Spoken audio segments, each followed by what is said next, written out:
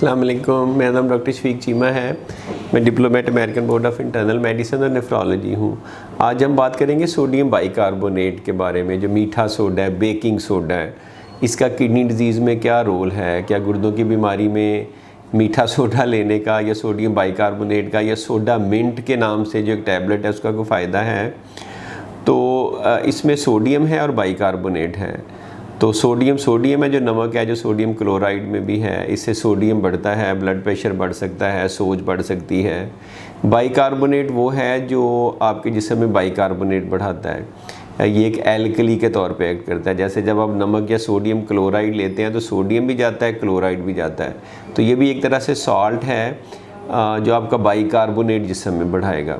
उसकी वजह ये कि जब क्रॉनिक किडनी डिजीज़ या गुर्दों की दायमी बीमारी होती है और थोड़ी एडवांस होती है स्टेज 4 और 5 में, तो आपके किडनीज़ हैंडल नहीं कर सकते एसिड बेस को सही तरह से। तो आपके जिस्म में एसिड ज़्यादा इकट्ठा हो जाता है, वो बाइकार्बोनेट को न्यूट्रलाइज़ करता है, तो बाइकार्बोनेट का लेवल कम हो जाता है। जब आप चेक करते हैं ब्लड तो उसमें HCO2 या बाइकार्बोनेट का लेवल 22 से कम आता है। नॉर्मल 22 से 26 है, तो आपका 16, 17, 18, 19, 20, 12, 13, 14 कुछ भी हो सकता है। कुछ लोगों का 7, 8 भी हो सकता है। तो ये जो बाइकार्बोनेट का कम होना है ना, इसके बहुत ज़्यादा साइड इफ़ेक्ट्स हैं बॉडी में।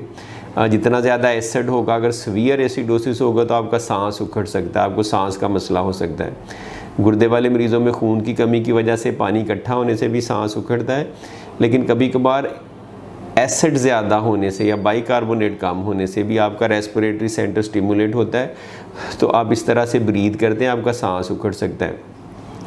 दूसरा ये कि हड्डियों के लिए, बोन डिजीज़ के लिए एसिडोसिस अच्छी चीज़ नहीं है। ज़्यादा एसिड का इकट्ठा होना, जिसे एसिडोसिस कहते हैं, वो अच्छी चीज़ नहीं है, तो हड्डियों को कमज़ोर करता है।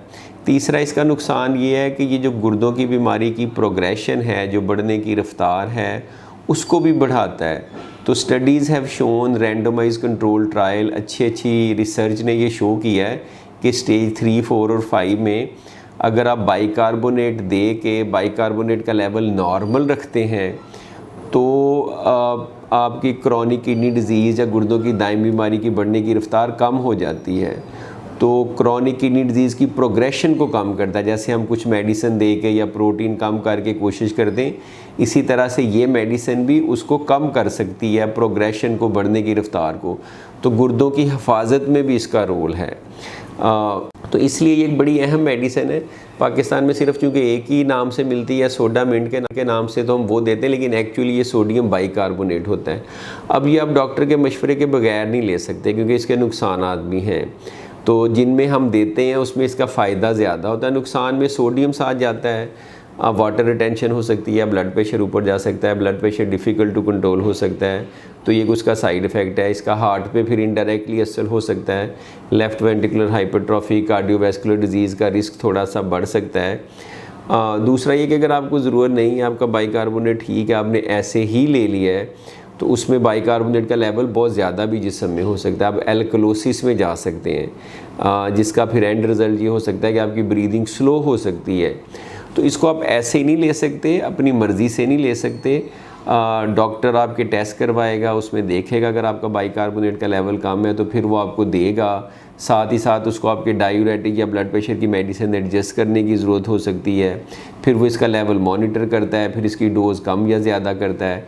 पाकिस्तान में चूँकि एक ही स्ट्रेंथ में आती है 300 मिलीग्राम या 325, तो ये थोड़ी सी कम डोज़ है, तो इस वजह से कभी कभार मल्टीपल टैबलेट्स देनी पड़ती हैं।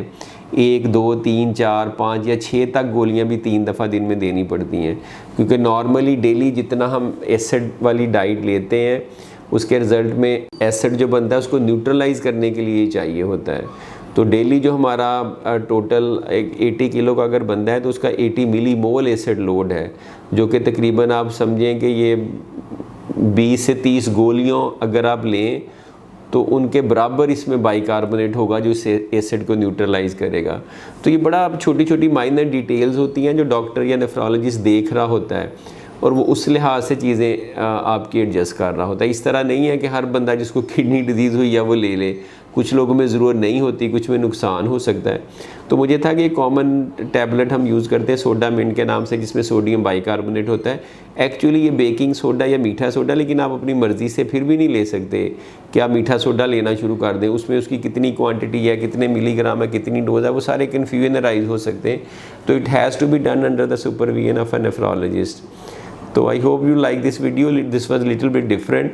तो इसी तरह से किडनी की जो और मेडिसिन है जो हम यूज़ करते हैं, उन पे भी मैं एक एक करके बनाऊंगा, ताकि आपको उस मेडिसिन के इफ़ेक्ट्स और साइड इफ़ेक्ट्स और उसका पर्पज़ पता चले। Thank you. अस्सलाम वालेकुम।